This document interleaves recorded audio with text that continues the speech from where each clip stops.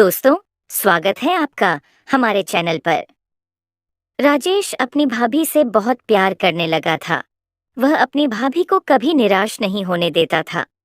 मोना भी अपने देवर से इतना प्यार करती थी कि मौका मिलते ही उसके आगे घोड़ी बन जाती थी। राजेश भी उसे फुल मजा देने के लिए अपनी पूरी ताकत झोंक देता था। एक दिन राजेश ने मोना से बोला, भाभी जी, अब मैं बंद कमरे में कर कर के बोर हो चुका हूँ। चलो आज जंगल में जाते हैं। वहां पर हम खुली जगह पर करेंगे ताकि मैं आपको और भी ज्यादा मजे दे सकूं। भाभी मान गई और राजेश ने मोना को पास के जंगल में ले गया और जाते ही मोना ने बोला, देवर जी जल्दी करो, नहीं तो यहाँ कोई देख लेगा। तभी राजेश ने अपनी जेब से चाकू निकाला और मोना को चाकू मार दिया। मोना कुछ समझ पाती इससे पहले ही गुस्से से आग बबूला। राजेश ने चाकू से उसके शरीर को बुरी तरह से छलनी कर दिया था। दोस्तों, जब मोना राजेश को मजा देने के लिए ही आई थी, तो राजेश ने उसे ऐसी सजा क्यों दी थी? सभी सवालों का जवाब आपको इस वीडियो में मिल जाएगा, इसीलिए वीडियो को पूरा देखें। दोस्तों, चढ़ती जवानी और हवस की यह कहानी एक मोहल्ले के रहने वाले दो भाई सुरेश और उसका छोटा भाई राजेश की है। माता पिता तो बचपन में ही उन्हें छोड़कर ऊपर चले गए थे। माता पिता के जाने के बाद सुरेश ने अपने छोटे भाई को बहुत लाड प्यार से पाला था। सुरेश ने मोहल्ले की ही मोना नाम की लड़की से शादी कर ली थी, लेकिन शादी के 1 साल बाद ही वह ज्यादा कर्ज लेने की वजह से अचानक घर से भाग गया था। बड़े भाई के भाग जाने के बाद छोटे भाई ने अपनी भाभी का पूरा ख्याल रख रहा था।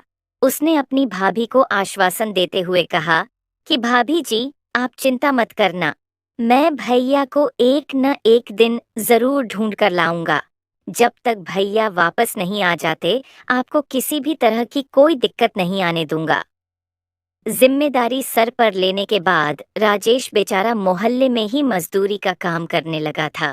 धीरे धीरे समय का पहिया आगे बढ़ता गया और सुरेश को गायब हुए कई साल हो गए थे। तभी एक दिन मोना ने राजेश से बोली, सुनो देवर जी, आप मेरा ख्याल तो अच्छे से रखते हो, मेरी हर जरूरत को पूरा करते हो, लेकिन अब मेरा खेत पूरी तरह से बंजर पट्टी गिर चुका है। इसका क्या करूं? अगर आपको बुरा ना लगे तो कभी कभार इसमें अपना ट्रैक्टर चला दिया करो। ऊपर वाले ने पेट दिया है तो भूख लगेगी ही। इस बात को राजेश अच्छी तरह से जानता था। उसने रोज रात को मोना की जरूरत को पूरा करने लगा था।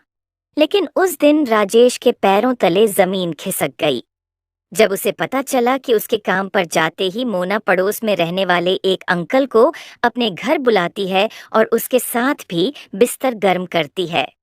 जब राजेश ने मोना से इस बारे में पूछा तो वह बात को घुमाने की कोशिश करने लगी, लेकिन जब राजेश ने गुस्से में आकर मोना के साथ मारपीट करने लगा तो मोना को भी गुस्सा आ गया।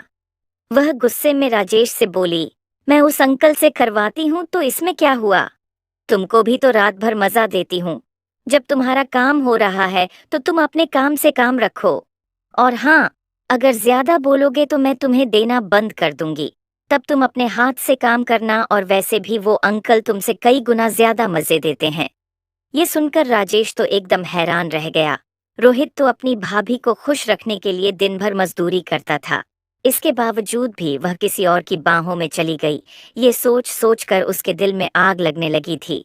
उसने मोना को कई बार उस अंकल से दूर रहने को कहा, लेकिन लाख मना करने के बावजूद भी जब मोना उस अंकल की सर्विस कंटिन्यू लेती रही तो राजेश को उससे नफरत होने लगी थी। तभी एक दिन राजेश ने अपनी भाभी मोना को बहला फुसलाकर जंगल में ले गया और वहां उसका मर्डर कर दिया।